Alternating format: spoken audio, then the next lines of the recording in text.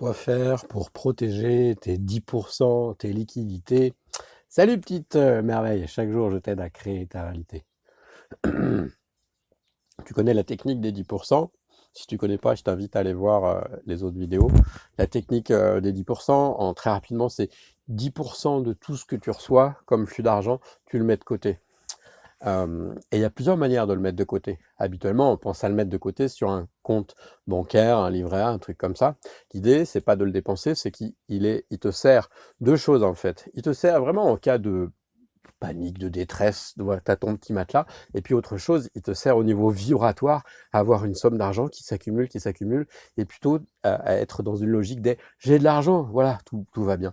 Quand on est dans des périodes un peu particulières, et quand, comme celle-ci, et quand on observe ce qui se passe, donc les bourses chutent, plongent, les crypto-monnaies chutent, plongent, et puis, la planche à billets, tu sais ce que c'est? Les États font tourner les planches à billets, ce qui fait que ça dévalorise tes euros ou tes dollars, et que il va pas y avoir de crash énorme où l'euro va disparaître, c'est simplement qu'ils vont le dévaluer, dévaluer, dévaluer.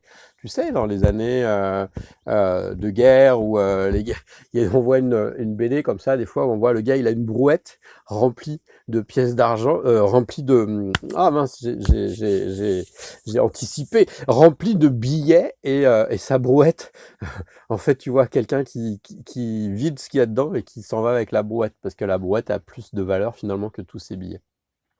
Qu'est-ce que tu peux faire, toi, pour mettre à l'abri tes liquidités, une partie en tout cas, parce que il y a une autre loi, je ne sais pas si tu es au courant, qui est passée en douce, qui fait que l'État français, les autres États je ne sais pas, mais l'État français a le droit de se servir dans tes comptes si jamais il y a un problème.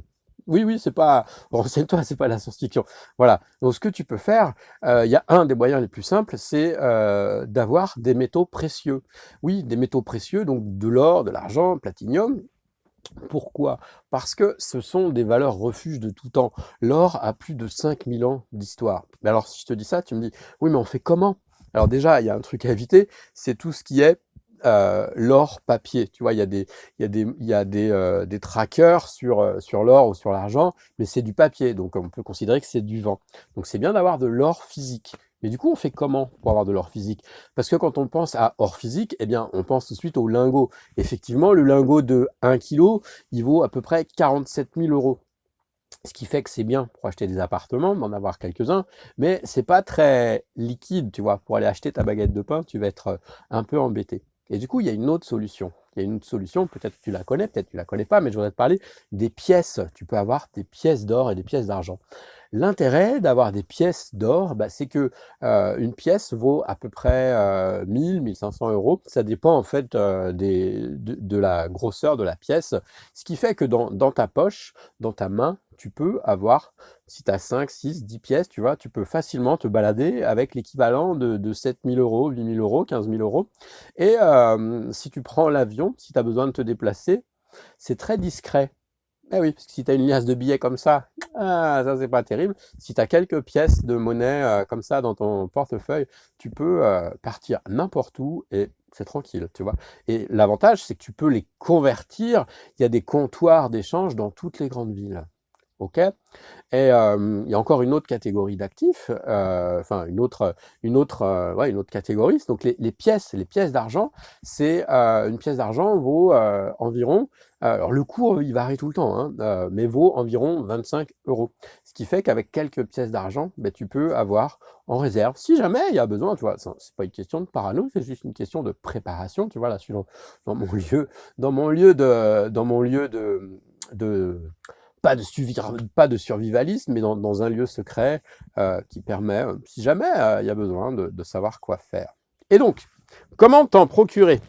Alors, si tu n'as pas de... Je vais te montrer ce que j'ai reçu par la poste, parce que donc tu peux aller donc avec du liquide ou avec une carte bleue, tu peux aller les échanger. Donc tu vas mais il faut être dans une grande ville, tu vois, ou dans une ville où il y a un comptoir d'échange. Et sinon, tu peux, tant que ça marche en tout cas, tu peux les commander par la poste. Donc je vais te montrer, voilà, je vais te montrer, puis après je te donnerai deux sites que j'ai testés pour recevoir des pièces comme ça.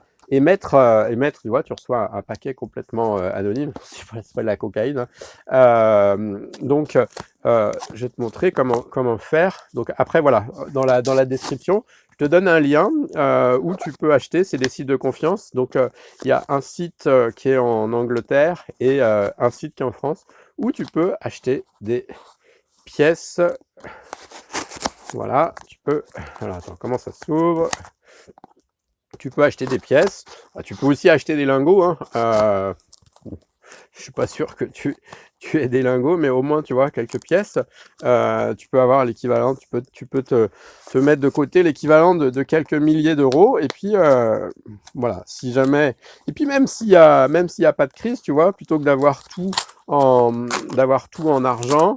En monnaie scripturale, tu vois, avoir des pièces, et ben, tu seras content le jour où tu les as. Et puis même si tu veux les transmettre à tes enfants, et il y a plein de pays dans lesquels tu peux les acheter de manière complètement anonyme, sans avoir besoin de déclarer quoi que ce soit, parce que je te rappelle que aux États-Unis, il y a un moment dans l'histoire, c'était en 1950, je sais plus exactement, où tout l'or a été confisqué lors des familles. Donc évidemment, si tu avais déclaré ton or, tu sais ce que, voilà. Donc évidemment, où tu stockes ça? Tu stockes ça dans une banque, dans un coffre. Mais est-ce que c'est malin de stocker ça dans une banque ou dans un coffre? Est-ce que c'est malin de stocker ça dans une banque ou dans un coffre? Parce que si tu stockes ça dans une banque ou dans un coffre et que tu n'as pas accès à la banque ou au coffre, eh bien, tu es bien embêté. Tu es bien embêté. Donc je montre, hop. Ce qui fait que du coup, c'est peut-être mieux de les stocker dans des endroits discrets. Voilà, tu trouves des endroits dans ta maison. Donc, je te montre quelques pièces comme ça que tu peux avoir. Et donc, elles sont emballées individuellement. Et voilà. Et ça vaut environ 25 euros. Et tu peux les échanger dans n'importe quelle officine qui fait commerce d'or et d'argent. Et voilà. Voilà. Non, c'est pas une pièce en chocolat. C'est pas, tu vois, c'est pas j'ai pas acheté l'autre pièce en chocolat. C'est vraiment une pièce d'argent. Voilà. Donc c'est bien, tu vois, t'as ça et c'est très discret. T'en as quelques-unes en réserve. Et puis voilà. Voilà, petite merveille, ce que je voulais te partager aujourd'hui. Donc je t'ai mis deux liens. Donc il y a un site anglais et puis il y a un site français où tu peux acheter ça en toute discrétion. Et moi, je t'invite vraiment à te poser la question, est-ce que ce serait une contribution pour moi, pour ma vie, d'avoir un peu d'or physique, là c'est de l'argent, mais un peu d'or ou d'argent à l'abri, quelque part. Voilà, c'est toi qui vois. Allez, ciao, je te souhaite une bonne journée, puis je te dis à bientôt. Bye.